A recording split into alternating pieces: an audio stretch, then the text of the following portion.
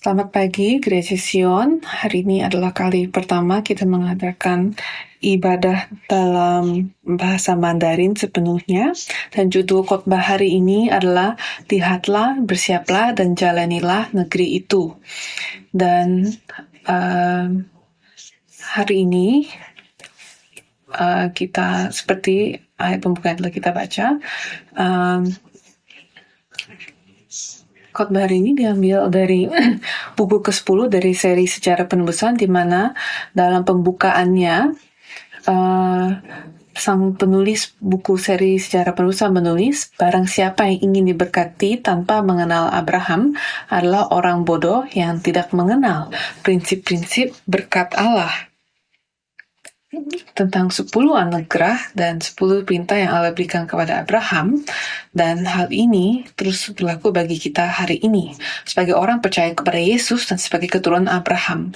Ini karena berkat besar kerajaan Allah yang diberikan kepada Abraham tidak berakhir pada zaman Abraham, melainkan masih diwariskan dalam Yesus Kristus menurut Galatia 3 ayat 6-9 dan juga ayat 29. 10 anugerah Abraham diberikan kembali kepada kita sebagai berkat melalui 8 ucapan bahagia dalam khotbah di bukit dalam perjanjian baru di Matius 5 ayat 1-12. 10 anugerah dan 10 perintah adalah ketetapan tertinggi yang hanya diberikan kepada mereka yang percaya kepada Yesus Kristus, yang mengikuti teladan ketaatan mutlak Abraham. Dan betapa diberkatinya kita oleh karena itu untuk belajar dan merenungkan 10 anugerah dan 10 perintah kepada Abraham di hari-hari terakhir. Allah memberikan 10 anugerah yang diberkati kepada Abraham yang sedang menjalani kehidupan seorang pengembara sambil mengharapkan kerajaan Allah. Kemudian, Yesus memproklamasikan 8 ucapan bahagia dalam khotbah di bukit yang secara penebusan terhubung dengan 10 anugerah kepada Abraham. Kita akan fokus pada anugerah ketiga dan perintah kedua hari ini, dan keduanya terhubung dengan tanah Kanaan yang dijanjikan kepada Abraham yang secara rohani merujuk kepada kerajaan surga bagi orang Kristen hari ini. Dan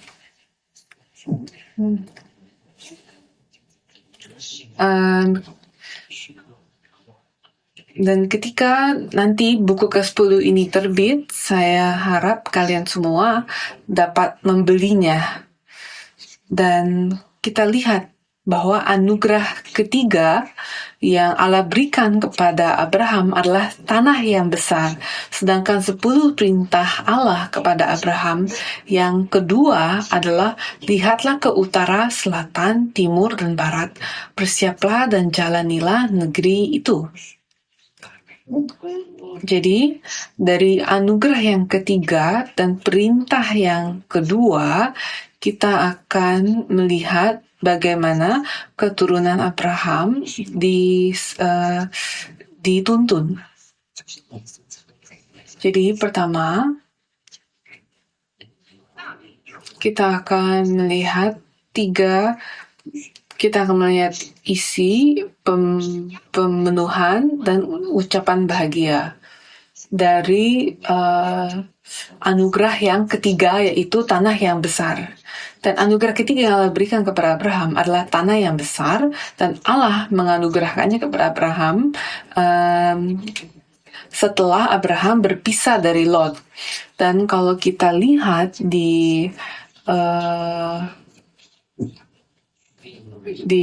Kejadian 17 ayat 8 dan juga Yehezkiel 20 ayat 6, kita melihat bahwa tanah yang besar yang Allah janjikan kepada Abraham adalah tanah Kanaan.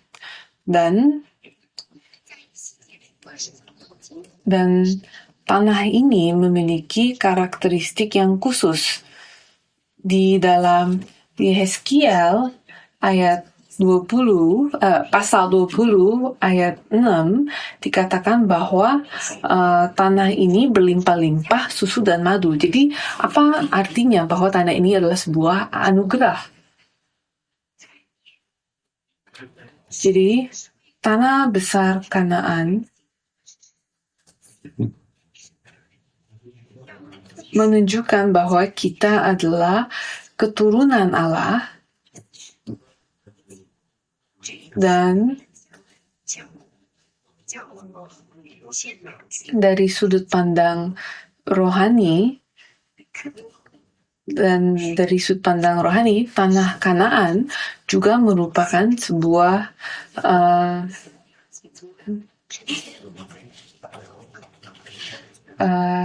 tanah pangkalan, di mana gereja pun adalah sebuah pangkalan kita hari ini. Jadi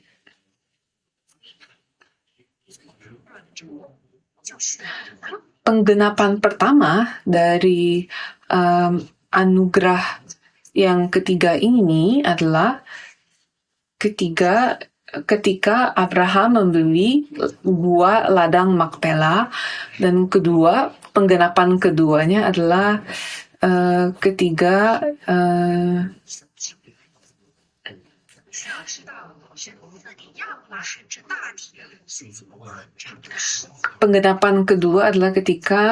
Israel menaklukkan Kanaan, dan penggenapan terakhir adalah kerajaan surga. Jadi ada 3 penggenapan dari anugerah ketiga ini.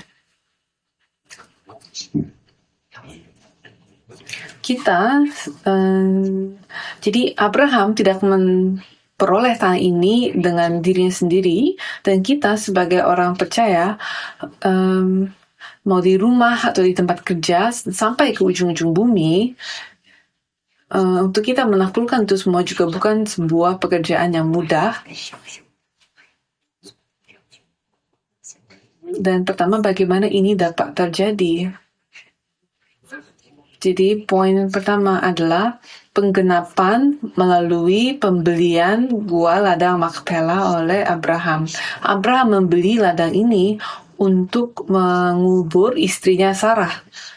Dan gua ladang Makpela ini yang saya bulatkan di layar, jadi ini lokasinya di tanah Kanaan. Jadi ketika istri Abraham Sarah meninggal, ia membeli tanah ini dari Bani Het, dan dia membelinya menggunakan 400 shikal perak. Dan seperti hari ini, ketika kita membeli sebuah rumah, kita tidak menandatangani kontrak langsung, kan? Jadi mengapa pembelian gua kecil ini harus dilakukan dengan banyak saksi? Jadi mengapa Abraham perlu melakukan ini secara secara terbuka? Karena gua Makpela ini memberikan harapan bagi keturunannya, supaya tidak ada yang berkata, siapa peduli akan gua kecil itu, tetapi supaya mereka semua tahu bahwa Abraham adalah bapa rohani mereka, dan juga bapa leluhur bangsa Israel. Dan seperti kita, bangsa Singapura tahu Lee Kuan Yew tinggal di jalan mana. Jadi ini sama seperti ketika Abraham membeli gua Makpela ini memberikan harapan besar kepada keturunannya bahwa setelah 400 tahun perbudakan mereka di Mesir, mereka akan kembali ke tanah milik bapaknya ini. Dan ini adalah pertama kalinya Tuhan menuntun seseorang untuk membeli tanah di antara orang Israel. Dan pada zaman Yeremia, Tuhan juga berkata bahwa Tuhan ingin Yeremia pergi ke Babel, tapi sekaligus ia juga ingin Yeremia membeli sebuah ladang dari keponakannya. Itu ada di Yeremia 32 ayat 1 sampai 15. Dan ini pun memberikan bangsa Israel harapan bahwa mereka akan kembali dari Babel, kembali ke tanah Kanaan suatu hari nanti. Dan untuk kita hari ini yang tinggal di zaman gereja, kita punya keluarga, pekerjaan yang harus kita urus, dan kita banyak tanggung jawab dan beban rohani dan maupun beban sehari-hari. Dan gereja hari ini memberikan kita harapan. Kita bergantung pada gereja untuk memberikan firman kepada kita, kan?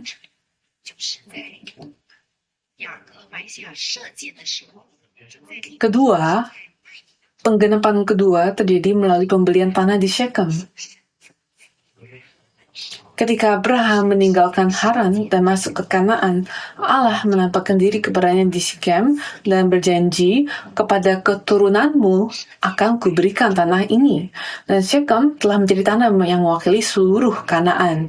Dan kemudian Yakub mengingat perkataan kakeknya Abraham dan menyadari pentingnya Shechem dan membelinya dalam perjalanan pulang dari rumah pamannya Laban.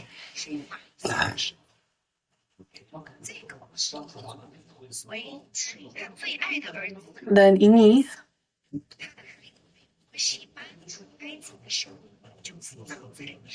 maka ketika Yusuf meninggal, ia mewasiatkan agar tulang-tulangnya dikuburkan di Kanaan.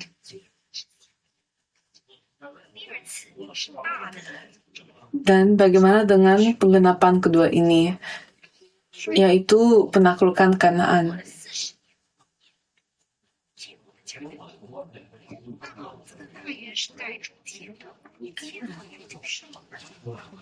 Jadi janji tanah Kanaan tergenapi ketika bangsa Israel melakukan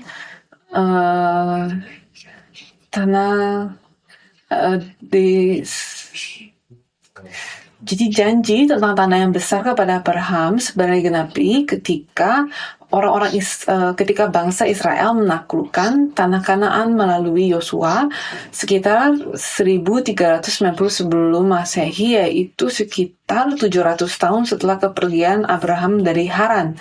Dan itu terjadi pada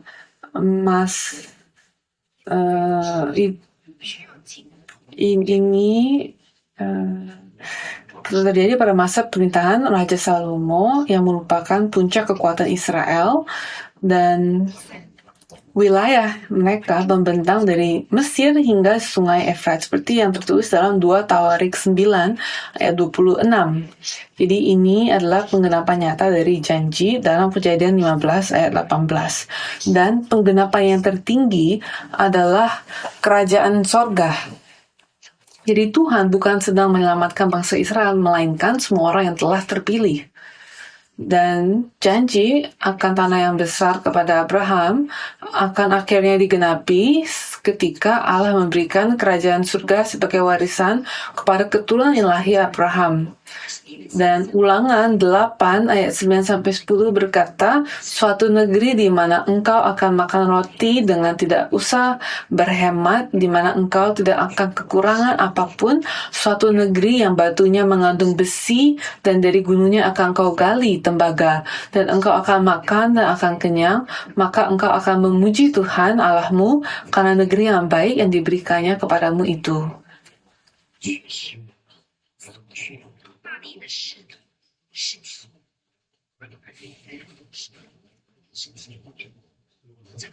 Jadi apakah ada orang di sini yang tidak terlindungi? Karena ini berbicara tentang perlindungan Allah dan perlindungan Allah.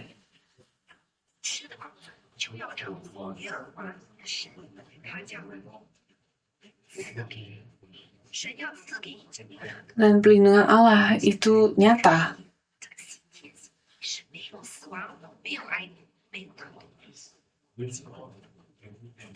Jadi di dunia yang baru, surga yang baru, bumi yang baru ini tidak ada ratapan, tidak ada kematian atau tangisan atau kesakitan. Dan kita sekarang memiliki jalur untuk masuki kerajaan sorga itu melalui gereja. Kedua, kita akan melihat relevansinya dengan 8 ucapan bahagia. Dan ini berbicara tentang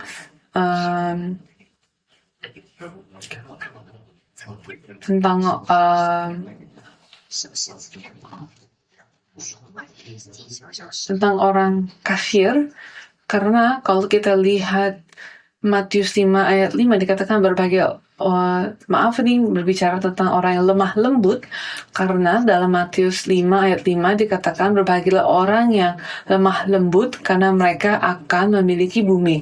Dan di sini kata lemah lembut dalam bahasa Yunani adalah praus, yang berarti rendah hati atau jinak.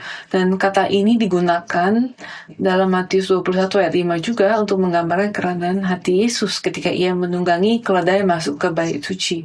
Jadi kita semua memiliki keinginan kita sendiri akan bagaimana kita mau menjalani hidup ini.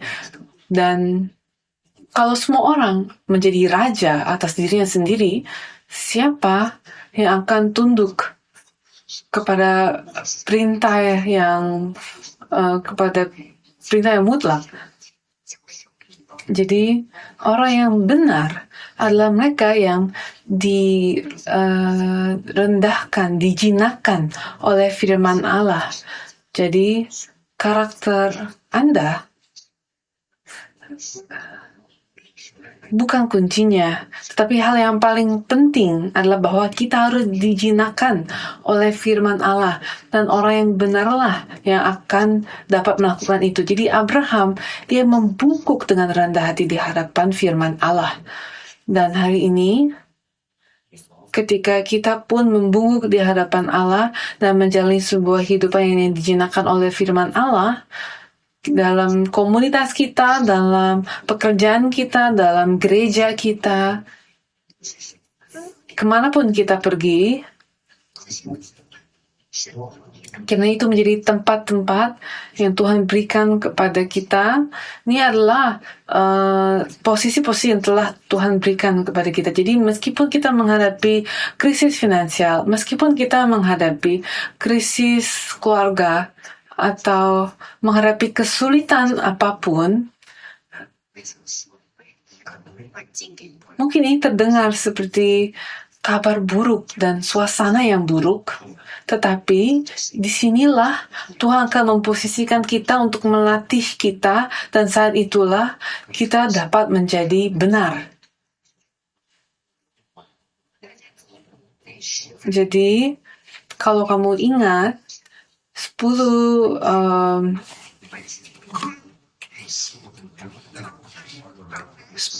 wabah yang terjadi ketika bangsa Israel tinggal di Goshen.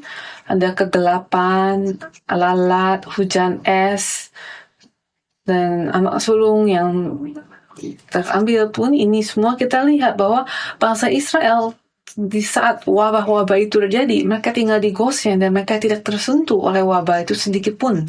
Jadi hari ini seperti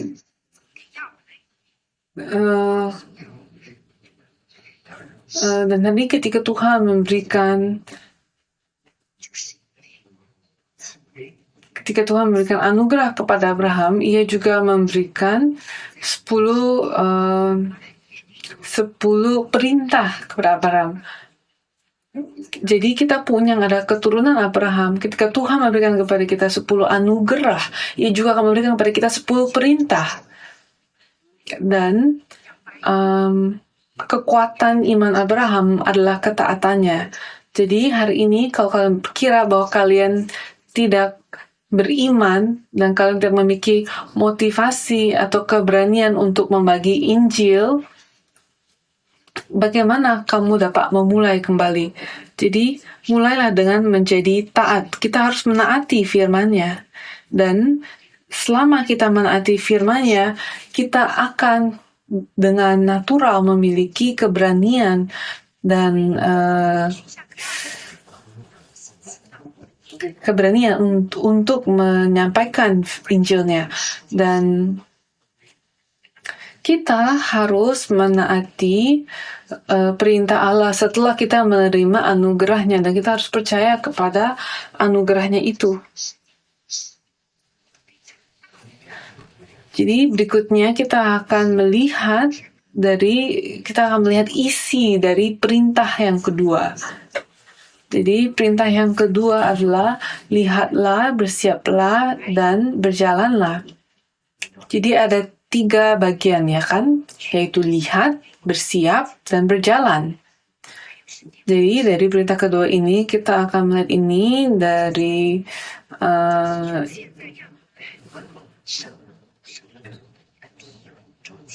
kita akan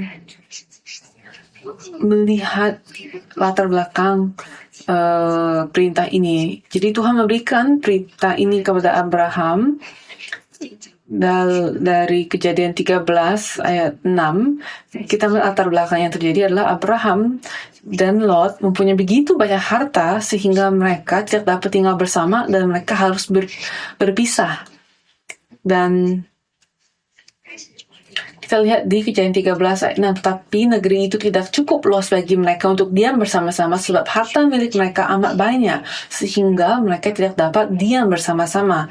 Jadi Abraham harus lepas dari Lot dan ia memberi keponakannya yang terkasih untuk membuat pilihan terlebih dahulu kemana ia mau pergi, tanah mana yang ia mau ambil.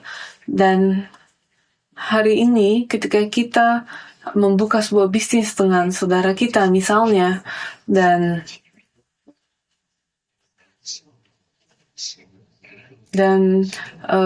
ketika bisnis kalian meluas dan kalian masing-masing memiliki bagian kalian, dan mungkin saudaramu itu lebih mudah, tetapi apakah kamu sebagai bos membiarkan saudaramu yang juga adalah pegawaimu memilih bagian yang ia mau ambil dan mengambil seluruh bagian dari bisnis yang ia pilih itu? Jadi tidak ada bos yang akan melakukan hal seperti itu, kan? Ya kan? Tapi Abraham sanggup melakukan ini. Jadi kemurahannya sangat besar. Dan kemurahan Abraham selalu didasarkan pada imannya kepada kesetiaan Allah. Jadi kemurahan kita pun tidak ada hubungannya dengan karakter kita, atau apakah kita murah hati, atau apakah kita pelit, tapi itu adalah apakah kita percaya kepada Allah. Jadi apapun yang Tuhan berikan kepada kita, kita dapat melepaskannya karena kita percaya bahwa Tuhan akan memberi lebih banyak lagi kepada kita. Jadi kita tidak perlu bergulat, kita tidak perlu berpegang erat-erat kepada apa yang kita miliki, karena kita percaya bahwa semuanya itu adalah milik Allah. Abraham percaya segala yang ia miliki adalah milik Allah, dan kalau ia harus memberinya, Tuhan akan membalasnya berlipat ganda. Itulah iman yang Abraham miliki. Jadi apakah di antaramu ada yang sengsara? Percayalah bahwa apapun yang Tuhan akan berikan kepadamu akan jauh lebih besar daripada apa yang telah kamu lepaskan. Jadi ketika Lot meninggalkan Abraham, pastinya Abraham merasa sedih, kesepian, karena ia pasti sangat mengasihi Lot, bahkan mungkin seperti anaknya sendiri. Jadi dia pasti merasa sebuah kesedihan yang besar ketika ia harus melihat Lot berjalan pergi menjauhinya. Dan saat ini apa yang Tuhan katakan ketika ini baru saja terjadi? Dalam Kejadian 13 ayat 10 sampai 11, kita lihat bahwa Lot memilih Sodom dan Gomora karena tanah itu terlihat berlimpah-limpah dalam mata Lot. Jadi Lot dikatakan Kejadian 13 ayat 10 sampai 11, mari kita baca. Lalu Lot melayangkan pandangnya dan dilihatnya lah bahwa seluruh lembah Yordan banyak airnya seperti taman Tuhan, seperti tanah Mesir sampai ke Zoar. Dan hal itu terjadi sebelum Tuhan memusnahkan Sodom dan Gomora.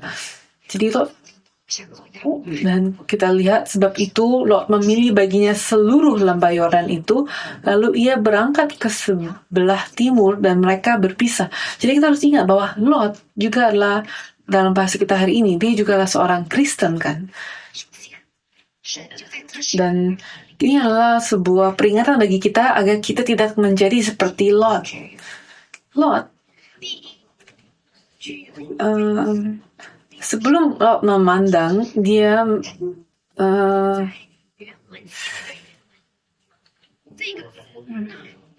jadi Lot, dia melayangkan pandangannya, dan itu menggunakan mata kan. Dan kalau kita lihat, pandanglah sekelilingmu itu, frasa ini yang Tuhan perintahkan kepada Abraham, itu bukan hanya sebuah perintah saja, melainkan sebuah ajakan yang lembut.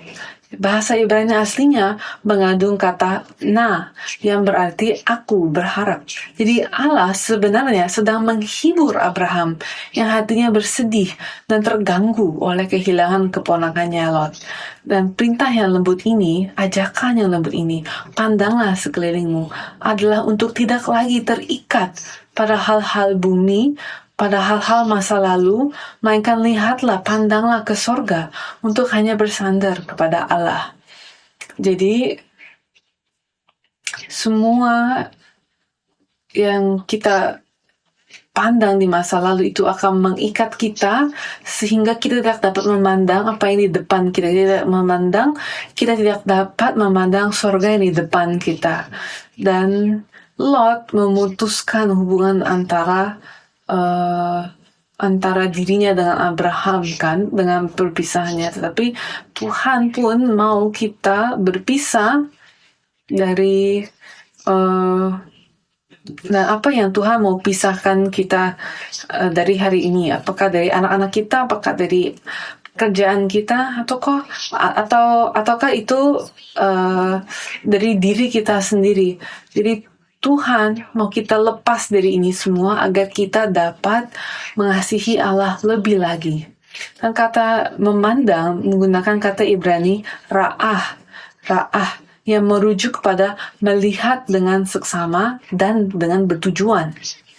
Jadi mata manusia hanya melihat apa yang dapat dilihatnya, tetapi ketika kita melihat dengan mata Allah, kita melihat dunia yang melampaui apa yang dapat dilihat oleh mata jasmani. Dengan mata iman, kita harus melihat ke sorga daripada ke bumi, dan ke masa depan daripada ke masa kini.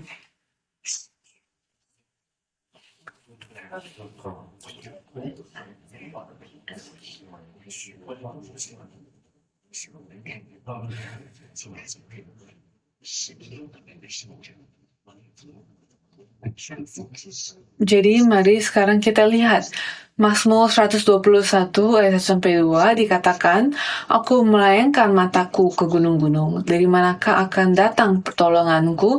Pertolonganku ialah dari Tuhan yang menjadikan langit dan bumi. Dan hari ini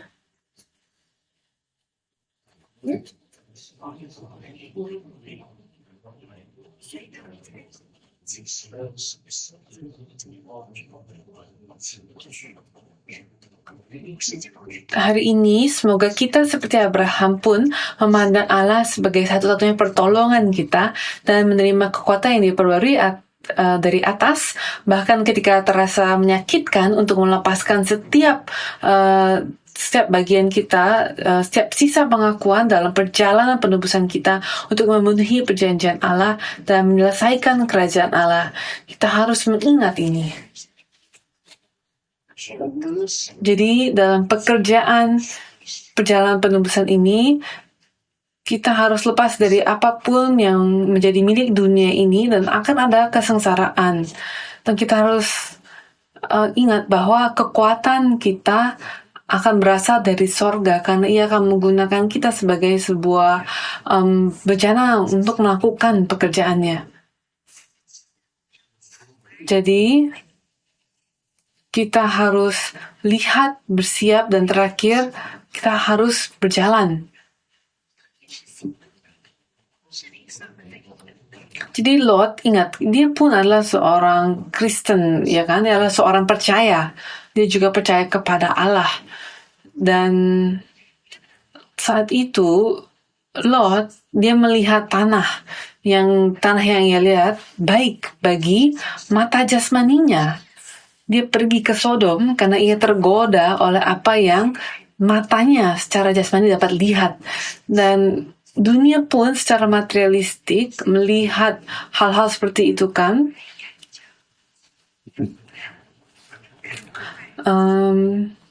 Dunia adalah Sodom dan Gomora rohani kita hari ini.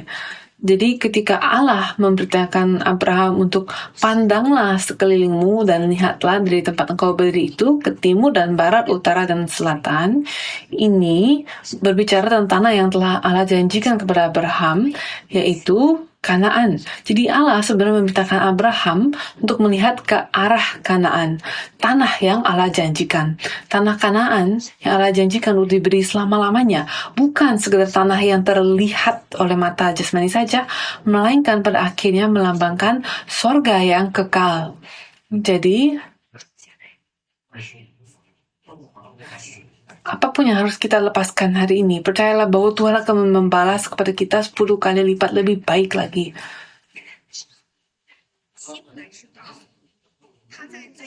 Dan kita lihat di Ibrani 11 ayat 10, Ibrani 11 ayat 10 dikatakan, sebab ia menanti-nantikan kota yang mempunyai dasar, direncanakan dan dibangun oleh Allah. Juga Ibrani 11 ayat 16 dikatakan, tetapi sekarang mereka merindukan tanah air yang lebih baik, yaitu suatu tanah air surgawi. Sebab itu Allah tidak malu disebut Allah mereka, karena ia telah mempersiapkan sebuah kota bagi mereka. Jadi, ketika kehidupan di bumi ini keras dan sulit, kita juga harus mengangkat mata kita dan melihat ke atas, mencari solusi dan memandang ke tanah yang telah Allah janjikan kepada kita. Seperti ini dikatakan di Kolose 3 ayat 1. Apakah tanah yang telah Allah janjikan kepada kita? Itu adalah kerajaan Allah yang kekal. Semoga engkau mengangkat mata rohanimu hari ini dan memandang ke kerajaan Allah yang kekal.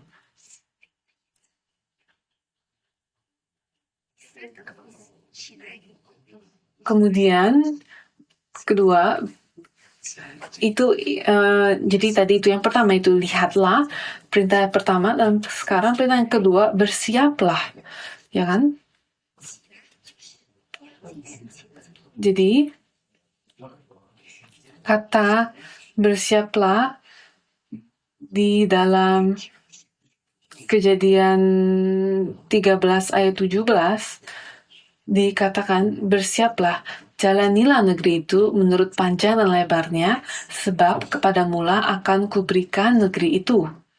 Dan di sini Allah memberikan 2 perintah, dan kata bersiaplah dalam Kejadian 13 ayat 17 adalah bentuk imperatif dari kata kerja Ibrani kum, yang menceritakan kepada kita untuk meninggalkan tempat duduk kita yang penuh rasa sakit, kekecewaan, dan frustrasi di belakang kita dan bangun dengan kuat memandang kepada janji-janji Allah.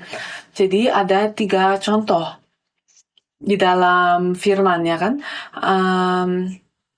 Pertama, bersiaplah menyiratkan awal yang baru. Seperti Yesus di Taman Getsemani. Bangunlah, marilah kita pergi. Seperti yang dikatakan di Matius 26 ayat 46. Kemudian kedua, di zaman Elia, seorang malaikat muncul kepadanya dan menyentuhnya, kemudian berkata, bangunlah, makanlah. Itu ada di 1 Raja-Raja 19 ayat 5, dan malaikat itu juga berkata kepadanya lagi di 1 Raja-Raja 19 ayat 6-7 juga diperintahkan kepadanya sekali lagi untuk bangunlah dan makanlah. Dan dia, jadi itu yang ketiga. Dan gak apa-apa kalau kita jatuh, tetapi setelah kita jatuh, kita harus dapat bangkit kembali. Kemudian kata bersiap juga kita lihat dalam kisah Gideon. Ketika tentara Midian yang berjumlah 1.300 135.000 orang datang, hanya Gideon muncul dengan 300 orang pusakanya kan. Jadi kita harus bangkit, melangkah maju dengan berani. Barulah kita dapat bersinar. Jadi setelah kita melihat, kita harus bersiap, kita harus bangkit. Dan setelah kita bangkit, kita harus berjalan. Ketiga, kita harus berjalan. Dan dalam bahasa Ibrani, kata berjalan adalah halak, yang merupakan pernyataan yang kuat yang berkata engkau sendirilah harus berjalan. Jadi tidak ada yang dapat menolongmu, tidak ada pendeta, orang tua yang dapat menolongmu. Jadi ini adalah jalan yang harus kamu jalani sendiri. Jadi kata berjalan di sini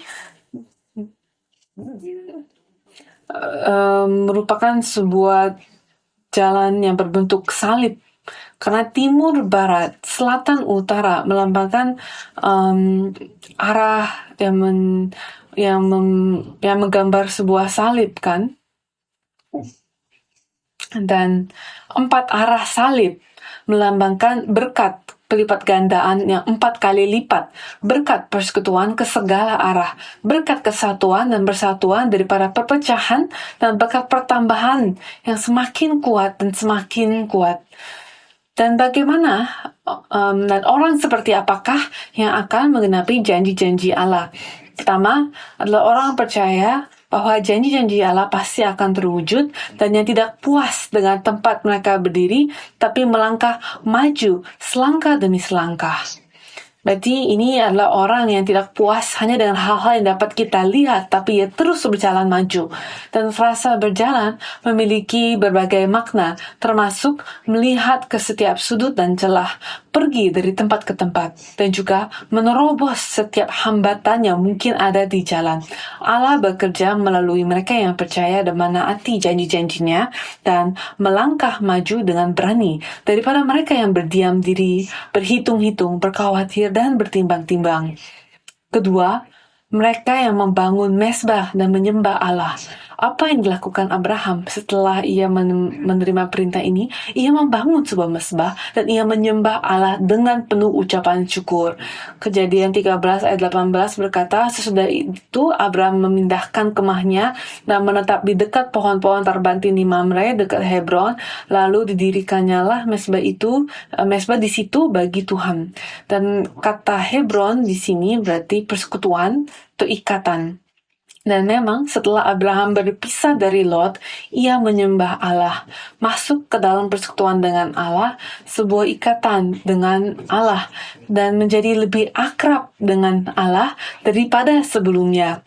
Jadi tanpa penyembahan, kita tidak dapat bersekutu dengan Allah, dan kita juga tidak dapat menerima pertolongan Allah. Oleh karena itu, mereka yang memandang kepada janji-janji Allah tidak boleh mengabaikan penyembahan sampai akhir zaman.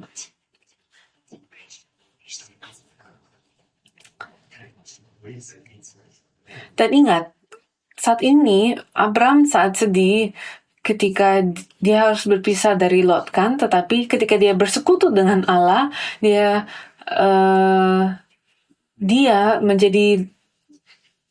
ketika dia bersekutu dengan Allah, imannya menjadi semakin kuat.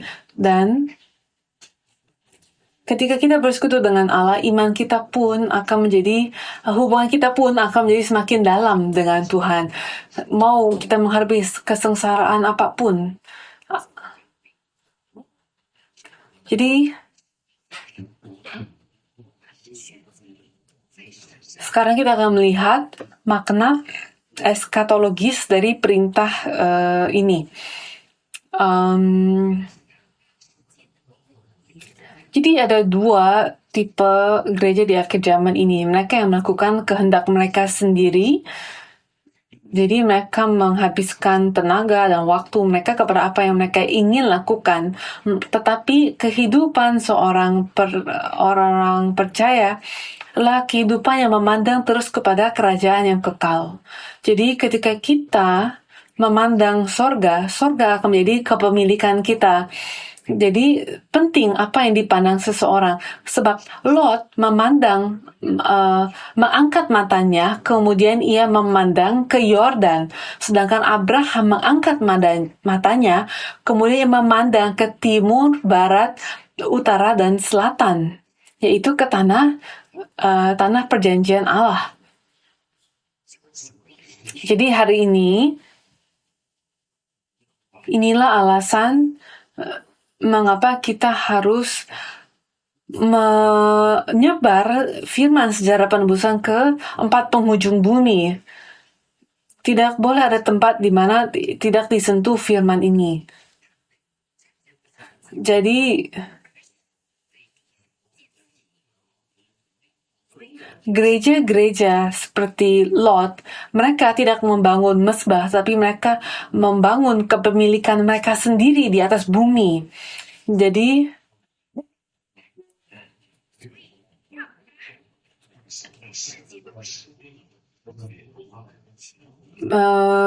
jadi gereja seperti Lot tidak membangun mezbah, melainkan mereka membangun gereja besar-besaran untuk diri mereka sendiri. Tetapi gereja seperti Abraham, mereka mendirikan mezbah penyembahan, mereka mencari firman sejati Tuhan,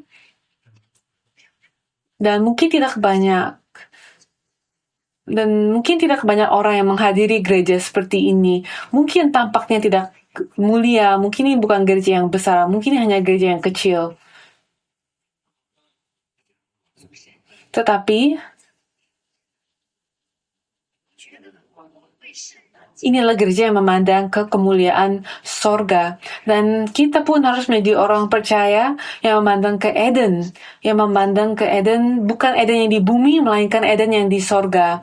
Dan dataran Yordan yang Lot pilih adalah tanah yang subur, tapi tidak ada mezbah untuk menyembah Allah di sana. Dan Hebron, tujuan perjalanan Abraham saat itu adalah daerah pegunungan yang berbukit-bukit dan terjal. Tetapi di sana ada mezbah untuk menyembah Allah. Dan pada akhir zaman akan juga ada gereja-gereja yang sejahtera, tapi mereka tidak memiliki mezbah penyembahan. Dan akan ada gereja yang terjal, yang sulit, tetapi mereka akan memiliki mezbah persekutuan dengan Allah. Nabi Yesaya menubuatkan tentang gunung Tuhan, rumah Allah Yakub, tempat semua bangsa akan berduyun-duyun di hari-hari terakhir. Dan kita pun, ini pun yang gereja kita mau lakukan. Kita mau menyebar firman sejarah penebusan ke semua gereja, supaya setiap gereja dapat diperlengkapi dengan firman ini dan dapat membagikan firman ini ke jemaat mereka masing-masing. Dan ini adalah sebuah pekerjaan yang sungguh mulia. Dan kalau kita lihat di Yesaya 2 ayat 2-3 dikatakan pada hari itu berhala-hala perak dan ayat 2-3 dikatakan akan terjadi pada hari-hari terakhir, gunung tempat rumah Tuhan akan berdiri tegak di hulu gunung-gunung dan menjulang tinggi di atas bukit-bukit, segala bangsa akan berduyun-duyun ke sana. Dan banyak suku bangsa akan pergi serta berkata, mari kita naik ke gunung Tuhan, ke rumah Allah Yakub, supaya ia mengajar kita tentang jalan-jalannya, supaya kita berjalan menempuhnya. Sebab dari Sion akan keluar pengajaran dan firman Tuhan dari Yerusalem.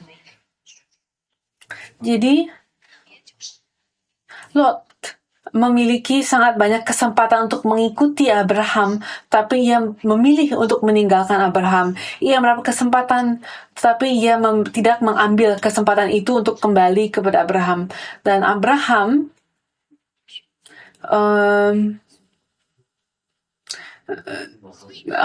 Lot tidak memilih untuk mengikuti Abraham dan memasuki tanah Kanaan, tapi Lot memilih untuk pergi ke Sodom dan Gomora. Seharusnya ia meninggalkan Sodom, tetapi ia tetap pergi ke sana. Dan ketika Tuhan mau menghancurkan Sodom dan Gomora, Abraham Karena berkat syafaat Abraham yang penuh ratapan, Allah mengingat Abraham dan menganugerahkan kepada Lot penebusan. Ia menyelamatkan Lot.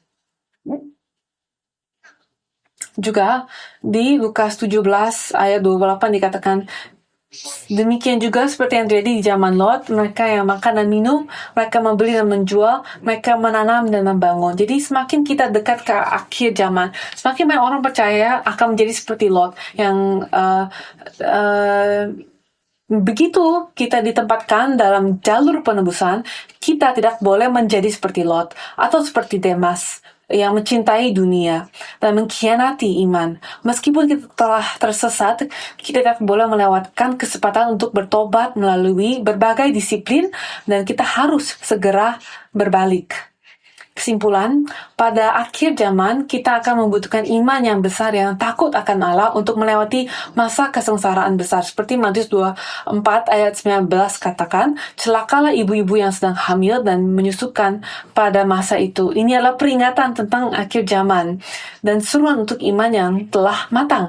Allah memerintahkan Abraham untuk pandanglah sekelilingmu dan lihatlah dari tempat engkau berdiri itu ke timur dan barat, utara dan selatan.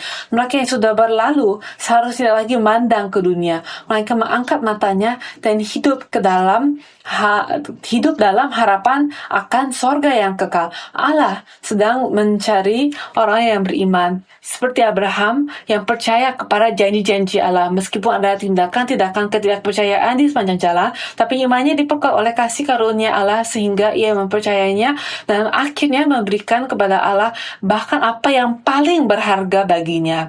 Merupakan harapan saya yang sungguh-sungguh bahwa hari ini kita akan menjadi orang-orang yang takut akan Allah dengan murah hati, mempersembahkan hal yang paling berharga kita untuk digunakan sebagai saluran rohani yang kudus bagi penebusan dan penyelesaian kerajaan Allah.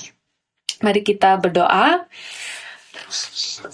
Bapa, kami percaya apapun yang kami terima adalah hal-hal duniawi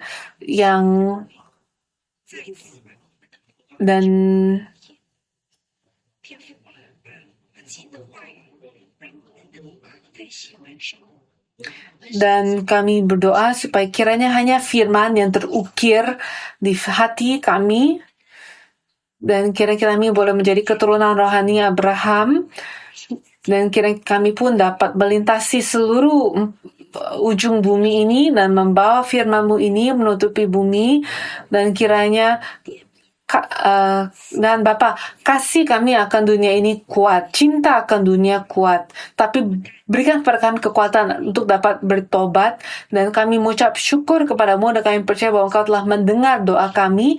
Kami naikkan segenap doa ini dalam nama Tuhan Yesus dengan hati penuh syukur. Amin.